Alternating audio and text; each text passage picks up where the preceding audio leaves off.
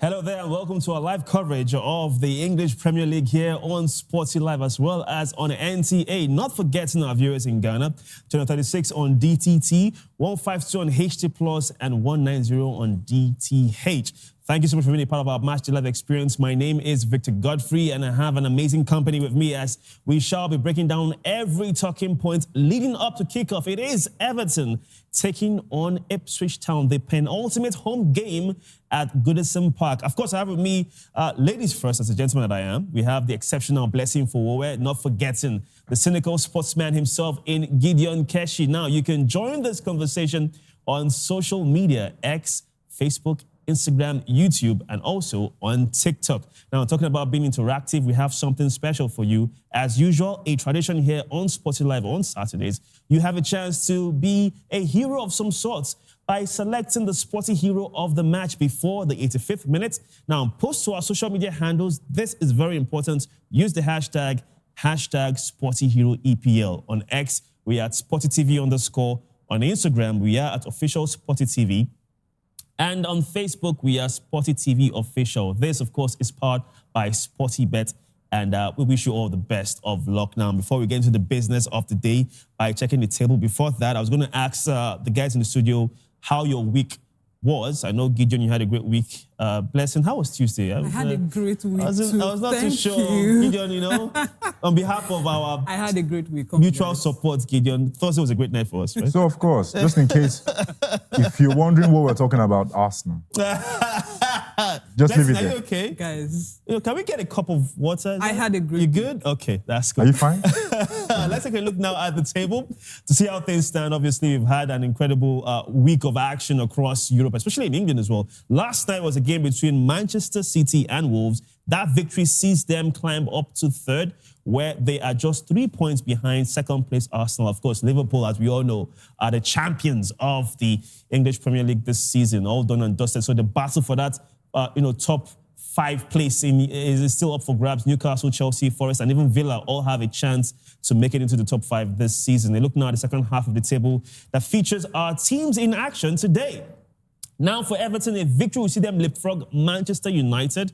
And as for Ipswich Town, as we all know, their fates were sealed last week when they lost out to Newcastle. So it is an interesting one for Everton. Improved performances for Ipswich Town. It will be seen like, okay, let's have a good bow out of some sorts from the English Premier League this season. Now it brings me to you, Blessing.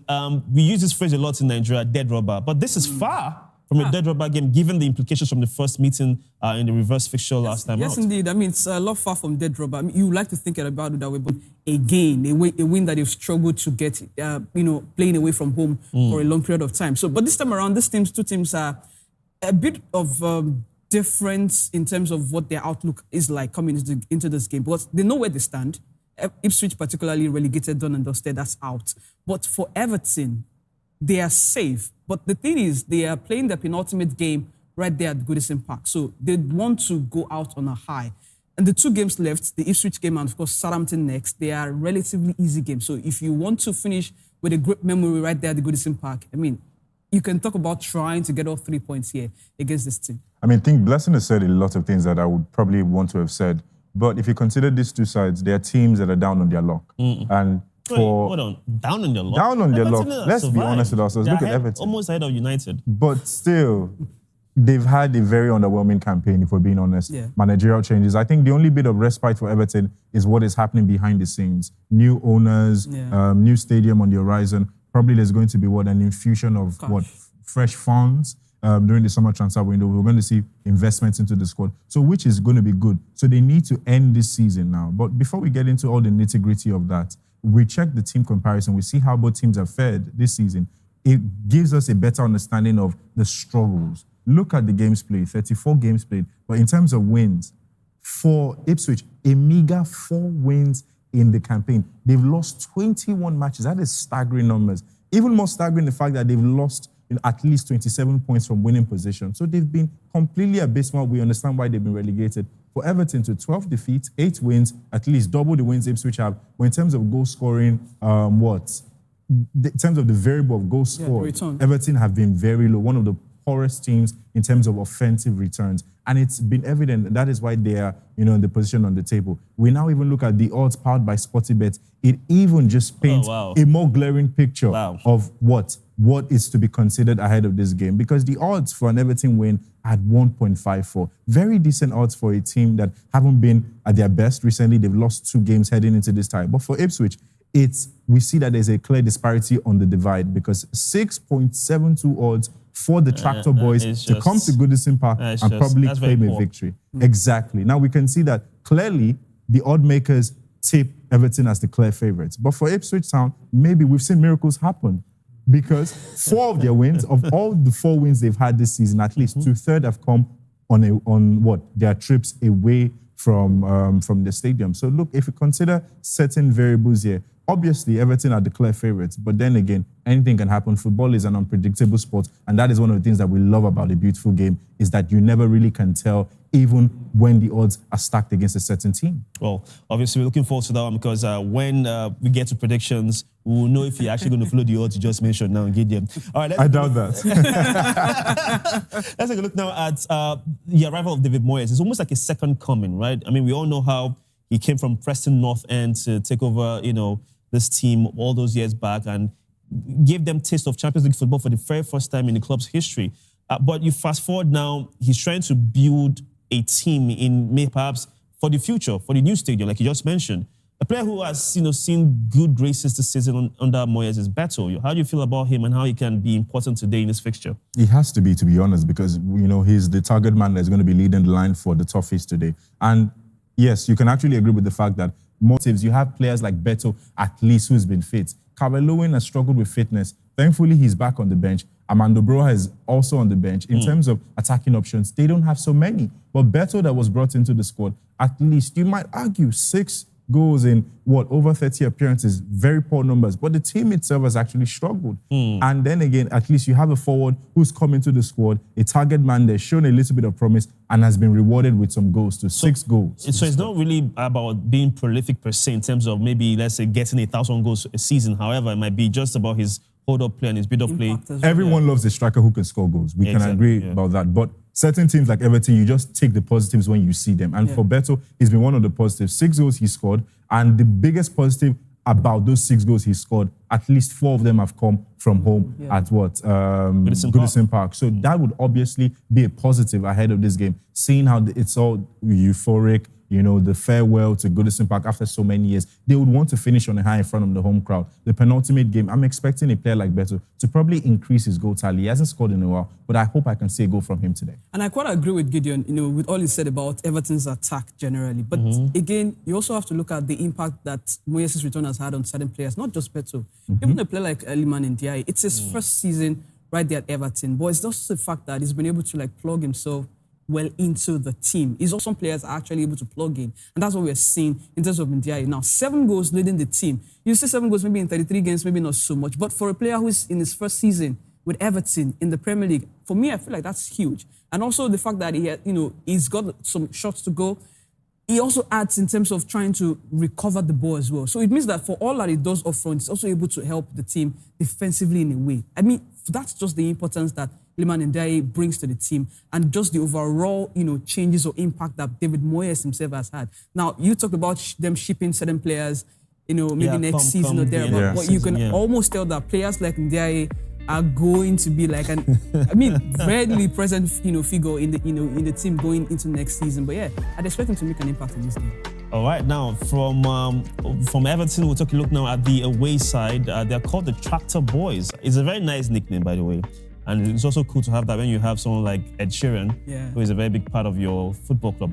Ed Sheeran, the famous, singer and musician. But let's talk about a player who might also be as famous as Ed Sheeran at, Ipswich Town. And that is Liam Delap. Someone to really show himself to the entire world. Fair enough. Look, you can understand why he's gathering a lot of interest. You can really understand. But for a player like him, I think, certain moves right now do not just make it for me, to be honest. Because I think while Delap has shown a lot of promise in his first season in the Premier League, scored 12 goals. That's a lot. In terms of assists too, he's actually very active in front. And we've seen the moves he makes. He's a great forward with a lot of great potential. But making the move to clubs, we've got some of the clubs are interested, Manchester United, Chelsea. Yeah. I don't think he's ready for the big step. I don't think so. But he's coming from City. Look, he's coming from City as what, an academy product. Yeah. That's not, you're not played in the first team. Now you're playing for a team like Ipswich in the first team. Look at Ipswich, they just got relegated. If you're moving to a club like Manchester United now, because United, we hear one of the clubs that are interested, look, automatically there's a target on your back. Everything you do on and off the field of play becomes scrutinized, and players cave in on that kind of pressure. Do we know if he can handle that pressure? It remains to be seen. There's also Chelsea too. Can he make that move? While I think he's had a good season, maybe find a mid-table club. Maybe not a mid-table club, but at least a club that probably would not garner as much attention as maybe a United or a Chelsea or some of the bigger names. Probably to develop himself one more year in the league, see what you can do. See if you can at least hit double-digit goals again. Then make the step yet again, because he will feel more confident making the step at that level than going to a big club. Rasmus Højlund is the biggest example. He had a phenomenal season at Atalanta, moved to Manchester United. There's a shadow of the man that we knew before. I can tell you what happened when he moved to United. He has one foot in the Europa League final. That's what happened. That's a positive. Okay, now with that being said, that tells you that this game looks to be really exciting. And talking about excitement here on Sporty TV, we do have an incredible lineup for you. Later on this evening, it will be action from the German Bundesliga as you have Borussia Dortmund. Gideon, you're just winning, this is your team taking on Wolfsburg live today, 5:30 p.m. on NT and also on Sporty TV. Then it is the action from the Belgian Pro League as you have second place Union Saint-Gilloise taking on Genk, third place. So it's an interesting one to see who will be in second position in the Belgian Pro League. Then action takes us to the UEFA Women's Under-17 Championship as Austria and Netherlands will be going head-to-head. It will be the opening game tomorrow, 3 p.m. live on Sporty TV. Then it is action from the Spanish La Liga as Espanyol takes on Real Betis, who are in fantastic form, by the way, live on Sporty TV and also on NTA, 5:30 p.m. tomorrow. Then the big game in the Italian Serie A as you have Bologna taking on Juventus. It is a battle to see who makes it into the top four in the Italian Serie A, live on Sporty TV and as well as NTA. We shall go on our very first break, and when we come back, it's still more here as Everton and Ipswich Town are getting ready to go head-to-head here on Sporty TV.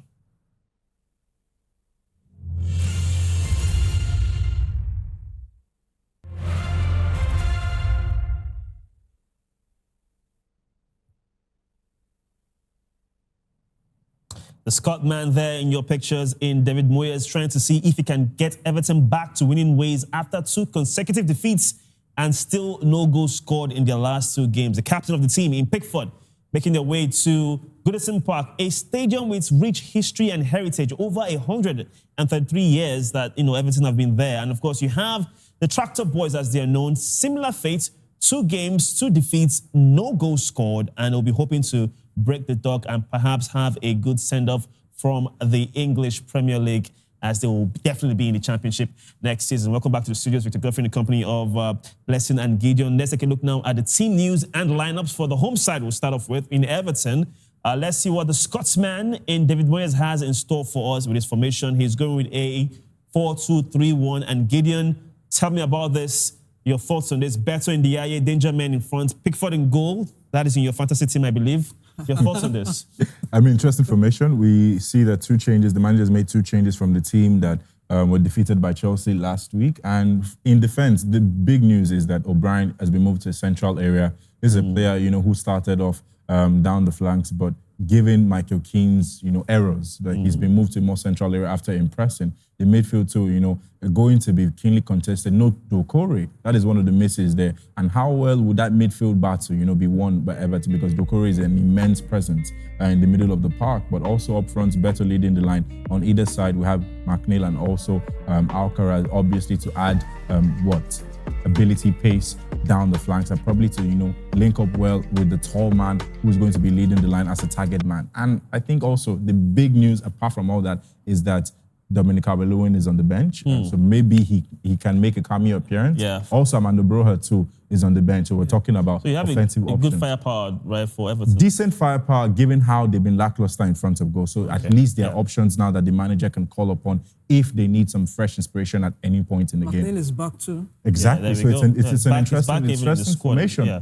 Penultimate game at Goodison Park. Yeah. Let's just see if they can, come up with the goods. Take a look now at the away side. Ipswich Town, who have been relegated. However, Kieran McKenna, the Northern Irishman, has his own say. He's going with a 4-2-3-1, similar to what Everton have. Blessing, the man you feel can lead the line at United, Delap is right there. Did I mention United? Well, yes, of course. I mean, I don't see why you're going to bench one of your best players in this season, knowing that the team is relegated already. But McKenna has made 2 changes to this starting 11 here. We've got Omari Hutchinson, who is replacing suspended Benjamin Johnson, got a red card in the last game against Newcastle. And there's also Connor Chaplin, who is coming in for Jack Clark. And Clark is moving to the bench in that one. And I think Everton's got to be very careful of the goalkeeper, Alex Palmer, who has been nominated for Save of the Month. He made a save against Chelsea, where he did. Fantastic save, that fantastic save from Enzo Fernandez. I mean, you look at somebody who's probably will be much more motivated in goal there, looking to provide one of those moments yet again. So I'd expect that this formation will be able to compete, because I don't see any reason why you want to stay back, defend when there's you're out of it. nothing to lose, right? Exactly. Just go out there, express yourself, and let's see what you do. Just very briefly, Enciso, a player who loves to score against Chelsea. From Brighton, as a matter of fact. I remember him from Brighton. So his addition will be really good. And of course, he has had a good start to life there. 3 goals as well. Sorry, 3 assists, I should say, and 1 goal. All right, now let's get the thoughts of the managers, both of them, both that of David Moyes, the home manager, and of course, the away side, and Kieran McKenna. What are you expecting from Ipswich? They're down. I guess they'll come here and play with a fair amount of freedom. Yeah, I mean, I think Ipswich could give any team a bloody nose. I really do. I think that they're a side which over the last couple of years have done great. Their promotions through the divisions has been excellent. Over the years, they've had a winning mentality. They've probably found it much harder this season to get results. But I certainly don't see an easy game. There never is in the Premier League, but I don't see that. We'll have to work really hard today, play well, and hopefully get a result. You now know your fate, so what is the priority for you and the team between now and the end of the season, starting today? Yeah, I think the priority has to be to compete as well as we possibly can and perform as well as we can and try and pick up points. Of course, there's other things that come into it, and you can use the games for certain reasons, but especially today, especially where we've been in terms of the squad and the challenges what we've had the last few weeks, and we know the motivation Everton will have today, the priority is to come here and compete as hard as we can and make it really difficult for them. Welcome back to the studios. Welcome back from Goodison Park. What a first half we just witnessed, with goals aplenty. 3 goals, actually. 2-1 to Everton at the break. Victor Godfrey in the company of Blessing and Gideon. And guys, we're just going to dive right into it. The first goal from Beto. Gideon, a beautiful header. Yeah, the vision to put himself in the right place, right time, great header. Nothing the goalkeeper Palmer could have done about it, and that is how Everton opened the scoring. And there was also the conversation we had about, Beto, while he might have been on a goal drought, wanted to score at home, the penultimate game at Goodison Park. And look, he's the one that opened the scoring. I get that. I mean, it was a good header. It was an inch-perfect cross. But again, as a defender, if you're kind of staying really close to the big man in the box, you maybe try to throw him off balance, exactly in that manner, to see if you can be able to prevent one or two things. But I do agree with you as well. Better playing at home. Everyone wants to play for something. Okay, can we just get something done playing at home there? And that's exactly what we saw with the second goal. Dwight McNeil, this man who has been out for a long spell, would have gotten his body to the ball, to prevent that. But that swerve was just a wicked one. And then, getting into the back of the net at the end of the day, I felt like it was a good reward for McNeil himself, knowing all he's been through, and then also seeing that he has the most in terms of chance creation for this team. And to be able to produce moments like this, I thought it was incredible. I think it was completely genius what he did, getting that strike from range. But if you thought one, exactly, it's really out. You can't blame anyone for that. But like I was saying before, if you thought one strike from range was good, nothing would have prepared any of us for what would come.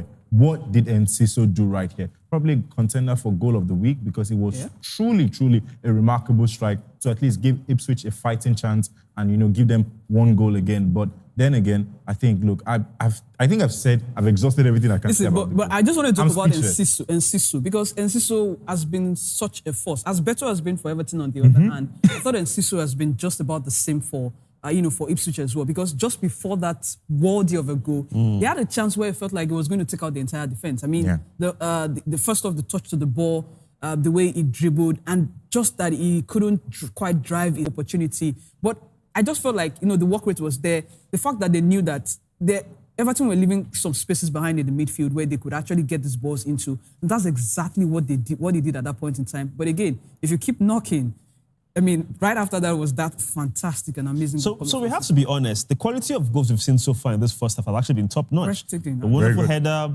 the strike from distance with the swerve, and then the golazo from Enciso to make it 2-1. Now, we do have I think first half stats, if I'm not mistaken, and it always paints a clearer picture in terms of, what the game really has to offer. But even before we talk about the stats, I just want to ask one question, which is, you guys were saying that Ipswich don't have anything to play for. And look at them. I still feels like it's battling for relegation. When you say they don't have anything to play for, it's not as if, you go out there. They do in terms of maybe what they want to get out of it. But again, playing for pride, expressing yourself, just the freedom that comes with it. That's exactly what we are seeing here. And the freedom to allow themselves just go out there and let's get this done. Exactly. And look at the stats that they have. They've been able to wrestle a good amount of the ball off of Everton in terms of the ball possession, having 43%. But of course, we always say the most important stats on this is the goals. But again, with Ipswich join one back, you kind of have to get the feeling that could pour them into the second half. We still have a lot to play for. Exactly. It could, actually. And the thing about what football is that it's very unpredictable. 45 minutes, anything can change. Yeah. But I think the most embarrassing part for me right now, before we go, is that exactly that prediction. Out the window. You can sit down here and say, look, I think they're not going to score too many goals and everything. And in the first 45 minutes, 3 goals already, and you're like, come on. Well, guess what? My prediction is still on point. Okay. Now, with that being said, we shall go on a break, as well as, the fact that both teams are getting ready for second half action. Like we said, it's still all to play for. An exciting first half that gave us 3 goals. Who knows what's going to happen next in the second half? So let you guess. No, not so much. We'll see the second half action right after this break. There's still so much to play for, especially for Everton to go out with a bang at Goodison Park in the final home game, as well as Ipswich Town. Signs that maybe they can have a good run in the Championship and perhaps come back again into the Premier League. Welcome back to the studios with Godfrey in the company of Blessing Fowowe and Gideon Keshi. And guys, sorry, prediction again didn't work out. At this point, we're coming to the end of the season. Really, it's now, I think, almost. If there was like a standing, you guys would have been relegated by now. Look, I don't know if anybody's going to get upset, but you see, the thing about predictions, I've given up on that. Listen, I was pushing for Everton. Just get that last goal. Yeah, at least you got the amount of goals. So you said 3-1, that's 4 goals technically. But in terms of prediction, I think I'm like Arsenal. Next year is my year. Oh, that was a low blow. No, I'm just saying. Wow. That was uncalled for. All right, let's take a look now at some of the high points of the second half. Blessing, few and far between, but we had the goal, and it's from the second half substitute in Hurst coming in for Delap, and he was, let's say, quickest to the ball, a deflected crossing, and boom, header 2-2 for Ipswich Town. Honestly, and what a way to get himself on the score sheet there. Just to quickly add something to that, look, I think maybe I would fault O'Brien on this particular occasion. Thank you, because, not Pickford. No, look, obviously you can't do anything about Pickford because of the bounce in front of him. It could have happened to anyone, but I think the defenders could have done more to at least provide cover. Obviously have to take full responsibility for this. They let it get past them. And for Everton, for a team that was just playing for vibes, because they're not really playing for anything. Let's be honest with ourselves. If there was more at stake, of being at Goodison Park for more or less the last or even getting over Manchester exactly. United. I expected them to at least have that initiative. Wait, hold on. But then again, really Blessing. if we want to start throwing jabs, I mean, in 3-1 the other time. If we want to start throwing jabs, we can do that later. Don't worry. Complete the game. We can do that later when the camera goes on. But I'm saying this. Look at it. I think Everton. We obviously understood that they didn't have so much to play for in terms of we're just dealing with the semantics and the emotional side of things, which is understandable. But then, look, the season is already bad. Why not just finish well? They had no business dropping points in this game against Ipswich. Ipswich are dead and buried. Pardon my choice of words, but they're dead and buried. They're out of the league. Right now, they're just playing for whatever little dignity is left in their short stay in the top flight. You shouldn't be dropping points. But they squandered during that time. But again, the history says that every time this team visits Goodison Park, they get to find a result. So what if you go into that game thinking, come on, the heroes of this past or years past, of times past, they come to this ground, they get something good done. How about we can do that? And also particularly for the fact that Ipswich, you could say there's no more pressure on them because, of course, like we've mentioned continuously about how they're out of the the league already. No pressure, just go there, express yourself. No need to defend, no need to be ultra defensive with your style. Just go there as much as you can, grab a result, which was exactly what they did. Yeah. Now, that's why I said I agree it's Everton who would have a lot to lose because they kind of let the game slip. Not because they're trying to avoid relegation or whatever, but mainly because they understand we're leaving Goodison. How about we just make the last few games memorable for the ones? fans. All right, well Not said. not throwing away a 2-goal cushion. Wow. 2-goal cushion. Well, so why did you bring a draw couch? Hey, listen, you put that on there. Now, obviously, at this point in time, I think, can we all agree and ask, I just want for confirmation, our sporting hero of the match, is it going to be? Honestly, it was kind of tough at first because, we mentioned in the first half how Beto was really good for the first side. He and was. Then, really good with his runs, the tackles and whatnot. Then Enciso, just like something rose inside of him and, decided to steal the show. He's on loan. He's trying to get back into the starting Back into 11 the good graces right yeah. there at Brighton. So, yes, we just had to come together and agree that Uli Enciso. Giving him. So, look, I would agree with Blessing. Maybe not so many options to fight against the Enciso decision, but All right. I think he's our sporty hero of the match. So let's get it official. The sporty hero of the match today is the Paraguayan international in Julio Enciso. He got a goal and he made several attempts and runs in this game that were quite exciting. He's a very talented player. I mean, many will be surprised when he was sent out on loan to Ipswich Town, given the fact that we thought he was establishing himself at Brighton. However, with these kind of performances, he would obviously put a very good claim to be a big part of Brighton going forward next season. So there you have it. Your sporty hero of the match is Julio Enciso. Now, with that, we come to the end of our broadcast in terms of covering the English Premier League. But not to worry, we still have the drama and the theatre of the German Bundesliga, because up next, yes, there you have it, excited Gideon, you can guess it. Borussia Dortmund, the black and yellow, will be in action as they take on Wolfsburg. For Borussia Dortmund, they've left it late, but they have a chance to push into the Champions League spaces in the German Bundesliga. That will be up next here on Sporty TV and also on NTA.